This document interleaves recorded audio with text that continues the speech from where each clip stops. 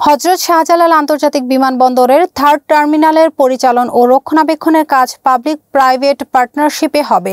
এ প্রকল্প নীতিগত অনুমোদন দিয়েছে অর্থনৈতিক বিষয় সংক্রান্ত মন্ত্রিসভা কমিটি। কুয়েতের কাছে $370 মিলিয়ন সশস্ত্র ড্রোন বিক্রি করতে যাচ্ছে তুরস্ক। টঙ্গীর তুরাগ নদীর তীরে বিশ্ব ইজতেমার দ্বিতীয় পর্ব শুক্রবার 20 জানুয়ারি বাদ ফজর আম্বায়ানের মধ্য দিয়ে শুরু হচ্ছে। বিশ্ব ইজতেমার দ্বিতীয় পর্বের আখিরি মোনাজাতে অংশগ্রহণকারী মুসল্লিদের সুবিধার্থে আগামী রোববার সকাল 8টা থেকে বিকেল 5টা পর্যন্ত মেট্রো রেল চলাচল করবে। আওয়ামী লীগ সাধারণ সম্পাদক এবং সড়ক পরিবহন ও সেতু মন্ত্রী ওবায়দুল কাদের বলেছেন, যাদের নিজ দলে গণতন্ত্র নেই তারা দেশে কি গণতন্ত্র আনবে। চট্টগ্রাম বন্দর থেকে মালয়েশিয়া যাওয়া জাহাজের কন্টেইনার ভেঙে এক বাংলাদেশি কিশোরকে উদ্ধার করা হয়েছে। হযরত শাহজালাল আন্তর্জাতিক বিমানবন্দরের থার্ড টার্মিনালের পরিচালন ও রক্ষণাবেক্ষণের কাজ পাবলিক প্রাইভেট পার্টনারশিপে হবে। এ প্রকল্প নীতিগত অনুমোদন দিয়েছে অর্থনৈতিক বিষয় সংক্রান্ত মন্ত্রিসভা কমিটি। মন্ত্রিপরিষদ বিভাগের অতিরিক্ত সচিব সাইদ মাহবুব খান সাংবাদিকদের এ তথ্য নিশ্চিত করেছেন। পিপিপিতে কারা এই প্রকল্পের কাজ পাচ্ছেন, সাংবাদিকদের পক্ষ থেকে এমন প্রশ্ন করা হলে সাইদ মাহবুব খান বলেন, পিপিপির আওতায় এখন নীতিগত অনুমোদন দেওয়া হয়েছে, কোম্পানি এখনো ঠিক হয়নি।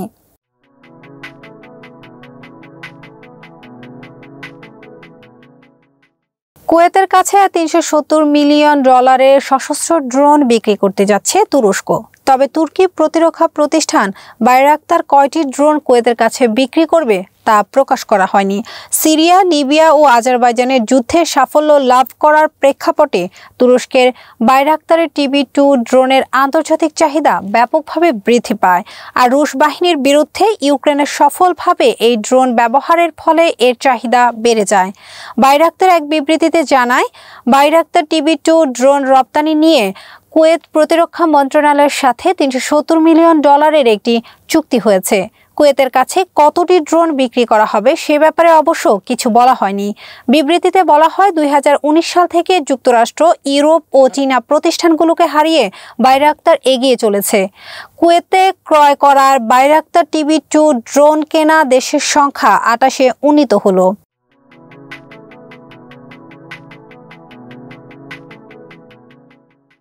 টঙ্গীর তুরাগ নদীর তীরে বিশ্ব ইজতেমার দ্বিতীয় পর্ব শুক্রবার 20 জানুয়ারি বাদ ফজর আম্বায়ানের মধ্য দিয়ে শুরু হচ্ছে। ইতিমধ্যে ইজতেমা মাঠের সকল প্রস্তুতি সম্পন্ন হয়েছে। জানা গেছে, ইজতেমার দ্বিতীয় পর্বে অংশ নিতে বৃহস্পতিবার ভোর থেকেই দেশ বিদেশের মুসল্লিরা ময়দানে আসতে শুরু করেছেন। প্রথম পর্বের ন্যায় দ্বিতীয় পর্বেও বিপুল সংখ্যক মুসল্লির জামায়াত হবেন বলে আশা করছেন ইজতেমা আয়োজক কমিটি। আয়োজক কমিটি জানিয়েছে, আগামী রোববার আখেরি মোনাজাতের মধ্য দিয়ে শেষ হবে 2023 সালের বিশ্ব ইজতেমা। বৃহস্পতিবার ইজতেমা ময়দানে গিয়ে দেখা যায়, পায়ে হেঁটে, ট্রাকে, পিকআপ গাড়ি নিয়ে যেভাবে পারছেন ইজতেমায় পৌঁছেছেন। মুসল্লিরা তাদের প্রয়োজনীয় মালসামানা নিয়ে নিজ নিজ জেলার খিত্তায় অবস্থান নিয়েছেন।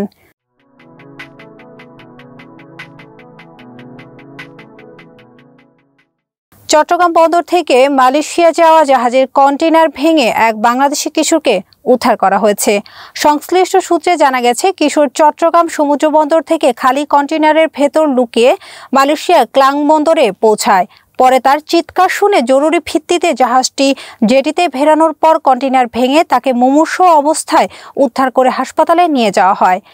চট্টগ্রাম বন্দর সূত্রে জানা গেছে, চট্টগ্রাম বন্দর থেকে ইন্টিগ্রেটররা জাহাজটি কন্টেইনার ভর্তি করে 12 জানুয়ারি যাত্রা শুরু করে 16 জানুয়ারি মালয়েশিয়ার কেলাং বন্দরের সাগরে পৌঁছে। এরই মধ্যে জাহাজটির একটি খালি কন্টেইনারের ভেতর থেকে জাহাজের নাবিকরা চিৎকার শুনতে পায়। পরে জরুরি ভিত্তিতে জাহাজ ক্লাং বন্দরে ভিড়িয়ে কন্টেইনার থেকে কিশোরকে উদ্ধার করে হাসপাতালে পাঠিয়ে চিকিৎসা দেওয়া হয়। তবে বাংলাদেশি এই কিশোর অসুস্থ হয়ে পড়ায় তার নাম, পরিচয় এবং বিস্তারিত জানা যায়নি। বিষয়টি নিশ্চিত করে কন্টিনেন্টাল ট্রেডার্সের সহকারী ব্যবস্থাপক SM ফয়সাল আহমেদ বলেন, চট্টগ্রাম থেকে খালি কন্টেইনারে করেই কিশোরটি ক্লাং বন্দরে পৌঁছেছে, কিন্তু সেই খালি কন্টেইনারে ডিপো থেকে উঠল নাকি বাইরে থেকে এলো আমরা এখনো জানি না। তবে সে বাংলায় অস্পষ্ট কথা বলছিল। 2022 সালের অক্টোবর মাসে চট্টগ্রাম বন্দর থেকে মালয়েশিয়ার আরেক বন্দর পেনাংয়ে যাওয়া জাহাজের কন্টেইনারের ভেতর থেকে আরও এক যুবকের লাশ উদ্ধার করা হয়েছিল।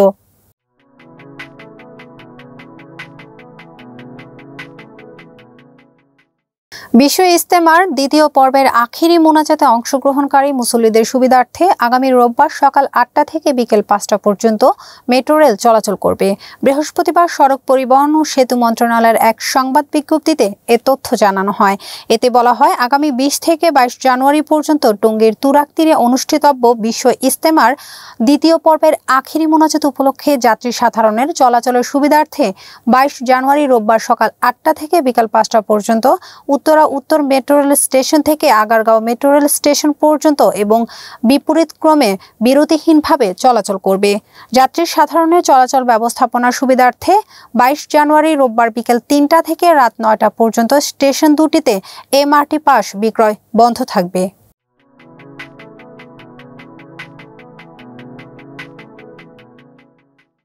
আওয়ামী লীগ সাধারণ সম্পাদক এবং সড়ক পরিবহন ও সেতু মন্ত্রী ওবায়দুল কাদের বলেছেন, যাদের নিজ দলে গণতন্ত্র নেই তারা দেশে কি গণতন্ত্র আনবে? বিএনপির মুখে গণতন্ত্রের কথা শোভা পায় না। তিনি বলেন, গণতন্ত্র প্রধানমন্ত্রী শেখ হাসিনার নেতৃত্বে অনেক আগেই শৃঙ্খল মুক্ত হয়েছে। বিএনপি নতুন করে গণতন্ত্র উদ্ধার করার প্রয়োজন নেই। নিজেদের শাসনামলে তারা গণতন্ত্রকে কতটা গুরুত্ব দিয়েছে সেটা খুঁজে দেখুক।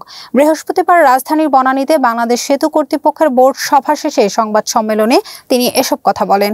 আওয়ামী লীগ সাধারণ সম্পাদক বলেন, ডোনাল্ড লুর বক্তব্য নিয়ে মিথ্যাচার করছে বিএনপি। কোনো দেশের রাষ্ট্র বা দলকে নিষেধাজ্ঞা দেওয়ার কোনো বিধান কারণেই মিথ্যাচার ও ষড়যন্ত্রের জন্য বিএনপিকে নিষেধাজ্ঞা দেওয়া উচিত, আওয়ামী লীগকে নয়।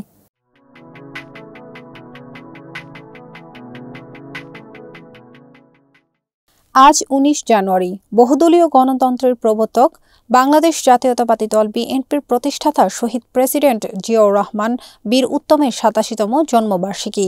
জন্মবার্ষিকী উপলক্ষে বিএনপি ১০ দিনের নানা কর্মসূচি ঘোষণা করেছে। ১৯৩৬ সালের এই দিনে বগুড়ার গাবতলীর বাগবাড়িতে জন্মগ্রহণ করেন জিয়াউর রহমান। তার পিতা মনসুর রহমান পেশায় ছিলেন একজন রসায়নবিদ। বগুড়া ও কলকাতায় শৈশব কৈশোর অতিবাহিত করার পর জিয়াউর রহমান পিতার কর্মস্থল করাচিতে চলে যান।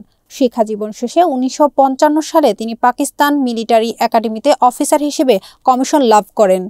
বর্ণাঢ্য কর্মজীবনের অধিকারী শহীদ জিয়াউর রহমান বাংলাদেশের গণমানুষের কাছে মহান স্বাধীনতার ঘোষক, বাংলাদেশি জাতীয়তাবাদের প্রবক্তা ও বহুদলীয় গণতন্ত্রের প্রতিষ্ঠাতা হিসেবে সমাদৃত। একজন সৈনিক হিসেবে কর্মজীবন শুরু করলেও জিয়াউর রহমানের জীবনের বৈশিষ্ট্য হচ্ছে দেশের সংকটে তিনি বারবার ত্রাণকর্তা হিসেবে আবির্ভূত হয়েছেন এবং দেশকে সে সংকট থেকে মুক্ত করেছেন। তিনি অস্ত্র হাতের স্বাধীনতা যুদ্ধ করেছেন। যুদ্ধ শেষে আবার পেশাদার সৈনিক জীবনে ফিরে গেছেন। জিয়াউর রহমান সময়ের প্রয়োজনেই প্রতিষ্ঠা করেছিলেন বাংলাদেশ জাতীয়তাবাদী দল বিএনপি। তার গড়া সেই রাজনৈতিক দল তার সহধর্মিণী সাবেক প্রধানমন্ত্রী বেগম খালেদা জিয়ার বলিষ্ঠ নেতৃত্বে নানা চড়াই উতরাই পেরিয়ে আজ দেশের অন্যতম বৃহৎ রাজনৈতিক দল হিসেবে স্বীকৃত।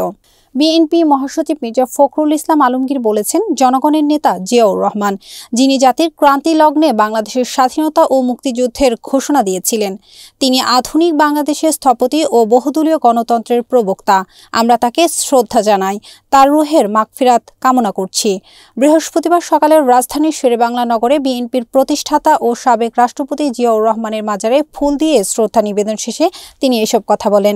জিয়াউর রহমানের ৮৭তম জন্মবার্ষিকী উপলক্ষে বিএনপি ও বিভিন্ন অঙ্গ এবং সহযোগী সংগঠনের নেতাকর্মীদের নিয়ে জিয়াউর রহমানের মাজারে ফুল দিয়ে শ্রদ্ধা নিবেদন ও মোনাজাত করেন।